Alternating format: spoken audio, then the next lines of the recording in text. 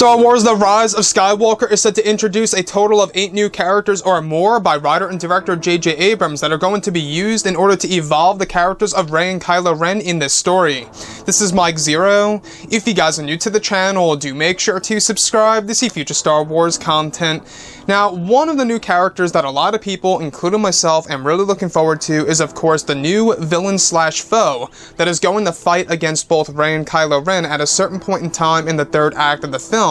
That's really going to be used in a way, in a sense, in order to force the interactions between both Rey and Kylo Ren, and to have them team up and take on this greatest evil that J.J. Abrams actually wrote into the story many months ago. Now, these past couple of weeks or so, we've been learning a whole lot more about this film, and when it all comes down to one of the concept art descriptions, this is where things begin to get very intriguing. Now, specifically, a description of both Rey and Kylo Ren fighting the new villain with both of their lightsabers locked against the foe's single blade, where it said that the villain eventually force pushes both Kylo and Rey backward, where they both drop their lightsabers. That's transitioning to a sequence in which the new foe force pulls both Kylo and Rey toward him, where he is lifting both of them up by his hands and giving them a lecture about the origins of the dark side and the origins of the Skywalkers. It's said to be one of the vital scenes that will carry many saga-wide implications into the story.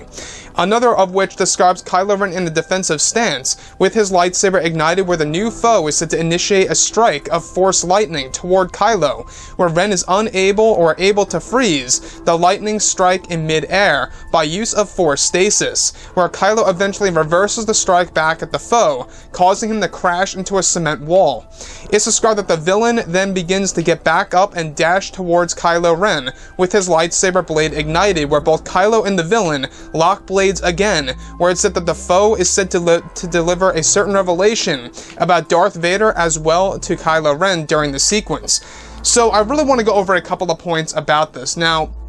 the first thing that we do know is that this new villain is going to be used in a way not only to really force the interactions between both Rey and Kylo Ren, but to also provide a lot of the big revelations that are going to be related to the origins of the dark side and the Force entirely, as well as the origins of the Skywalkers that will be touched on by this new foe in Episode 9. Now, to this very day, we're still not exactly sure where this foe came from. Now, we heard that this character does indeed have a connection to the Beyond, and the Beyond is still kind of like a thing that we don't really know a whole lot about. It could be a different realm, it could be a section within the galaxy, but one thing that we do know about the Beyond is that it is the location about the origins of everything Star Wars. We're talking about the Force, the dark side, the light, the galaxy, you name it, that the actual new villain is attached to.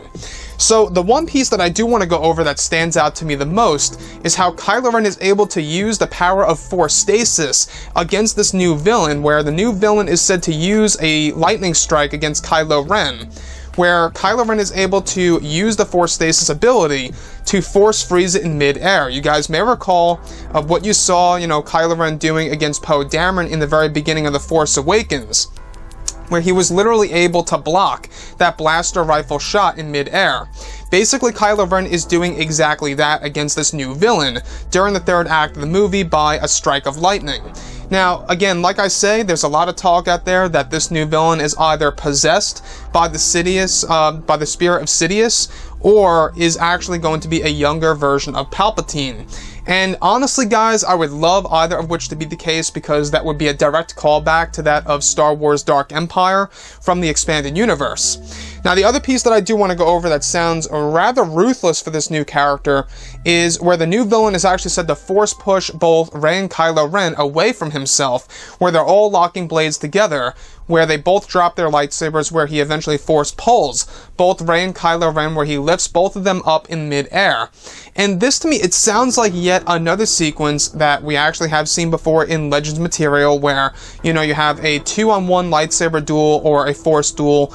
where the one character has the upper hand against the other two. We've seen great examples of this in Legends, and you can really see the pointers that Chris Terrio actually took from, the expanded universe, and is applying all of that into The Rise of Skywalker. Now, in case you guys did not know, this movie is going to have a lot of Legends callbacks, as well as inspirational pieces that are really going to be attached to this new villain. In fact, this new villain is actually said to have a huge connection to something that a lot of hardcore fans are very familiar with from Star Wars Legends material, which again makes me to believe that this indeed is going to be a younger version of Palpatine like we have been hearing, and or a dark acolyte that has been possessed by the spirit of Sidious. So with that being said,